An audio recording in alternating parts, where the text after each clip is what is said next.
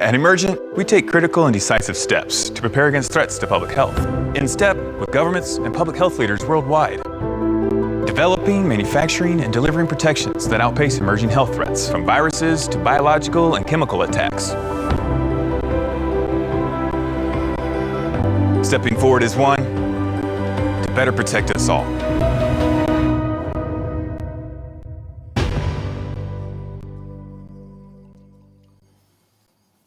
At Emergent, we take... Okay, ladies and gentlemen, for a short talk radio session, I'm Robert Madlin, and I've been doing stuff on biosecurity in this town since I was in DG Health in the noughties during SARS and bird flu, but now I work with FIPA International, and I'm here to introduce and talk with Chris Freck. So Chris is the Senior Vice President for Global Government Affairs at Emergent, and Emergent, for those of you who aren't familiar with the company, offer medical solutions, countermeasures for both biological and chemical threats. And in particular, I mean, I was trying to think just before we started, so what does that mean to this audience? So I was thinking about botulism. So if you were in Bordeaux last month and you ate a Duff sardine, then Emergent would have been your solution, and Mpox similarly. So this is relevant stuff. So Chris, welcome. Morning. I mean, you're a familiar figure here in Brussels and in the European bubble, not just in your Emergent role, but as the chairman of the Alliance for Biosecurity. And so you've been following since way before COVID the biosecurity story. And I think it would be interesting to begin with, to have your sense, looking at where we've got to since COVID, what we were hearing even yesterday here. How far do you think we're learning the right lessons here in Europe, and where should we be learning lessons faster? Well, it's a great question. I think it's very relevant to the topics that we've been discussing the last 2 days. Certainly, COVID represented a wake-up call, I think, for the need to be prepared before an event occurs, rather than trying to respond simply after. If I think back prior to COVID, been coming to Brussels, I'm based in DC, been coming to Brussels for the last 10 years. And it wasn't really until the Paris attacks and then the bombing here in Brussels that we saw kind of a fundamental change in a realization that Europe was not prepared against these threats, and that these threats were real, and that they needed to start to take charge and be prepared to respond to these threats going forward. I think COVID supercharged some of these vulnerabilities and brought to the forefront. Certainly, the result of that was this concept and the idea of establishing HERA to start to put some level of authority and accountability in this space and think about these matters going forward. Yeah, and I think, speaking personally as well, if you have with HERA an independent top-level person, then you wire in awareness. But thinking about what they need to do, I mean, we heard from Laurent Michel here yesterday, and you were talking to him, I know. Where are we in understanding the efficient cycle of planning as well as response? So as I was sitting here yesterday, I was listening to a couple of the panels, and there were some reoccurring themes that were coming forward. And I just jotted down a bunch of comments or words. Regulatory pathways, access, joint procurements, EU-wide market access, predictability, certainty, taking advantage of economies of scale. I think they were all very relevant in the conversations that were being talked about in the panels yesterday. As we think about it from a medical countermeasures space and some of these threats, they're even more critical to be addressed and to be thought of. And if we think about that strategy and that pathway forward, it all starts with identifying threats and understanding what are the threats that I need to be concerned about. It's putting together planning scenarios about what it is I want to protect against. How many people are at risk? How many lives do I need to save? Setting requirements, developing sustainable strategies to meet those requirements, and then prioritizing stockpile needs.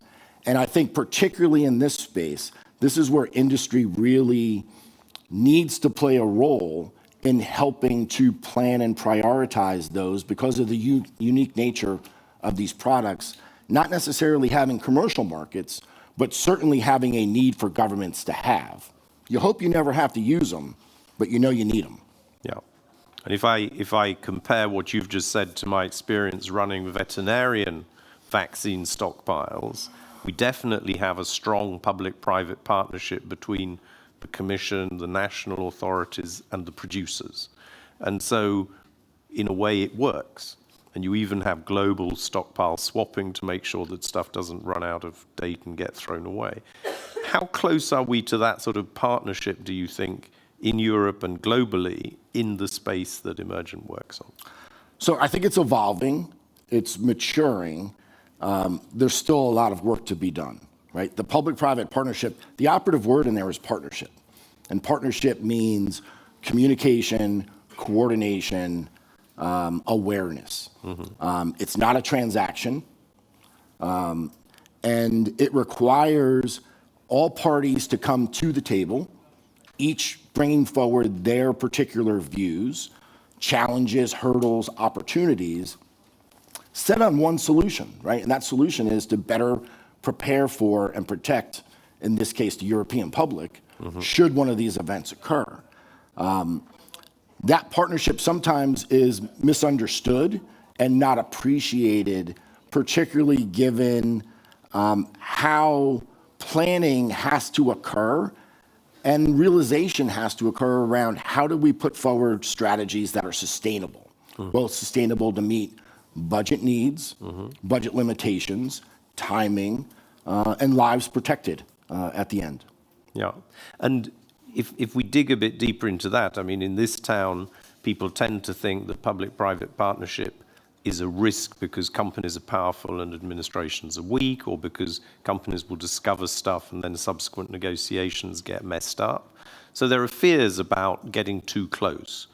How do you, as a corporate, deal with setting the rules of engagement that make it still a sort of honest, fair, and reasonable win-win outcome from such partnerships? Sure. I think it starts off with the premise and that idea that governments can't do this on their own, and industry needs a certain level of clarity and certainty to better respond to meet what those needs going are. I think when we think about it, right, it's around putting in strategies that can be sustainable for both parties, in a transparent manner, that at the end of the day also can be viewed as being fair and reasonable to both parties to allow them to succeed.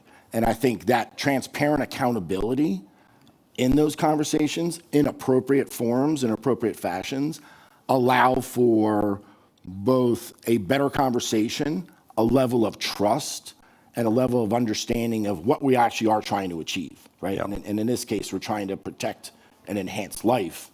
And in this case, hopefully prepare for things that never occur, but you're ready for. Right. Okay. And in the case of HERA, because they have a sort of advisory board network, which is different to most DGs, there are people who can help to understand how a public-private partnership meets those, let's say, in this case, European expectations of what is fair and reasonable. So that's a thing on your to-do list. Yes.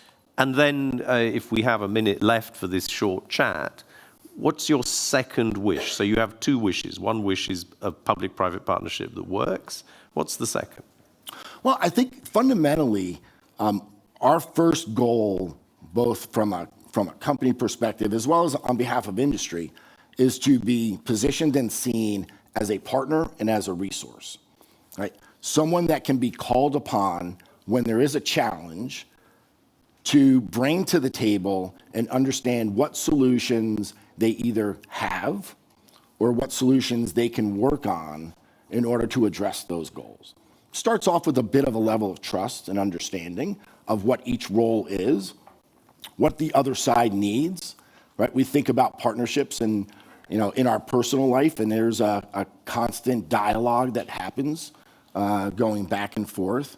And that's a good, healthy thing because that gives clarity and certainty to both parties around expectations, timetables, and deliverables. Good. And so, ladies and gentlemen, we will end on time. We will help the organisers. A big round of applause for Chris Freck and Emergent. Thank you. Thank you.